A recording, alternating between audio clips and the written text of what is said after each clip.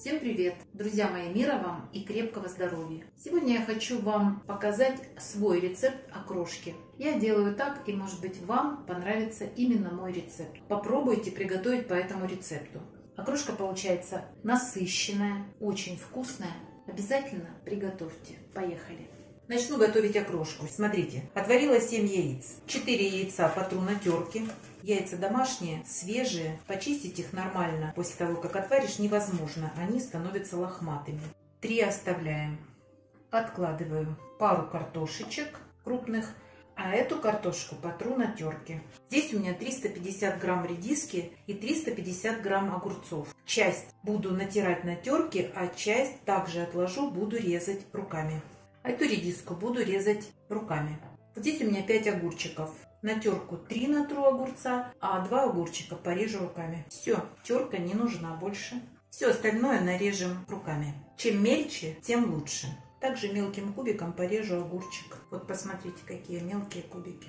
Все, с огурчиками справились. Сейчас также порежу картошку мелко и яйца. Можно взять любой колбасы. Сегодня у меня ветчина 300 грамм. Сюда подойдет хорошо докторская. Вот такая ветчина. Молочная хорошо подойдет. Да любая сырокопченая подойдет колбаса. И даже просто кусочек отварного мяса. Также надо порезать мелким кубиком. Ну вот просто без мясного я такую окрошку не готовлю. Займемся зеленью. Толстые веточки уберем. А лук я порежу еще вот так на 2 части. И режем очень мелко. Кроме лука и укропа я не добавляю в окрошку ничего, потому что петрушка грубоватая и не совсем приятно подается на языке. А если добавить кинзу, она на себя заберет весь вкус. Вы не почувствуете вкуса ни колбасы, ни редиски, ни огурец. Это будет сплошная кинза. Берем посуду побольше, выкладываем зелень.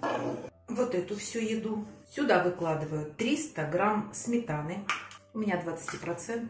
А дальше, друзья мои, полкилограмма картофеля здесь, по 350 грамм огурцов и редиса, это уже 1 килограмм 200 грамм, 300 грамм колбасы, это 1,5 килограмма, 7 яиц, в среднем по 50 грамм, а еще лук, а поэтому будем считать, что здесь 2 килограмма овощей и мяса. На 2 килограмма меньше 2 чайных ложек соли вы не добавите, оно будет пресное. Но чтобы не ошибиться, добавляем чайную ложку и чайную ложку соли без верха. И сразу добавляем на это количество 1/3 чайной ложки лимонки. Вот здесь у меня 1 литр 700 грамм кипяченой воды, которую я охладила. Заливаем. Получается из расчета на 100 грамм овощей где-то 100 грамм воды. Выливаю все тщательно перемешиваю. Сейчас я вижу, что окрошка достаточно густая. В ней сейчас желточек разойдется. Картофель, который я на терке терла, он сейчас немножечко также разойдется. Он станет похож на пюре.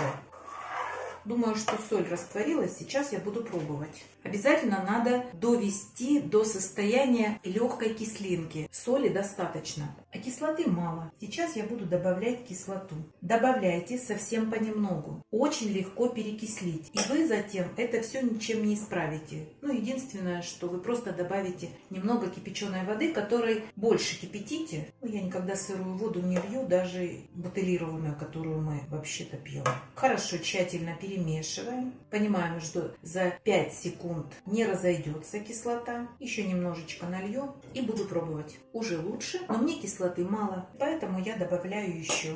И не бойтесь перемешивать лишний раз вот здесь. Желток разойдется, сметана разойдется, не переживайте. Перемешивайте. Посмотрите, какой цвет уже.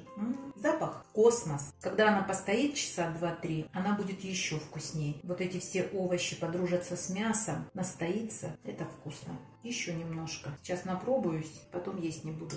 Все, теперь я считаю, что достаточно. Смотрите, на это количество... А какое количество продуктов я в точности напишу под видео, мне хватило пол чайной ложки лимонной кислоты. А вы, конечно, смотрите на свой вкус. Кто-то любит кислое, а кто-то нет. Я иногда могу налить в тарелочку и еще лимонки себе бросить. А дети, которые приедут на эту окрошку, они могут и не добавлять. Поэтому это все индивидуально. Все, друзья мои. Друзья мои, окрошка получается суперская, в меру густая. Смотрите, просто чудо окрошка. Ее, конечно, надо сейчас накрыть крышечкой и убрать в холодильник. Пусть она часа полтора хотя бы постоит. Она и охладится окончательно, и настоится. Так что рекомендую. Очень вкусная окрошка, не сомневайтесь. И не забывайте подписываться на наш с Петровичем канал. Поддержите нас, просто поддержите. Мы вам покажем еще много рецептов разных, вкусных, простых, доступных. Поддержите лайками, не материально, ни в коем случае. Все, пока-пока.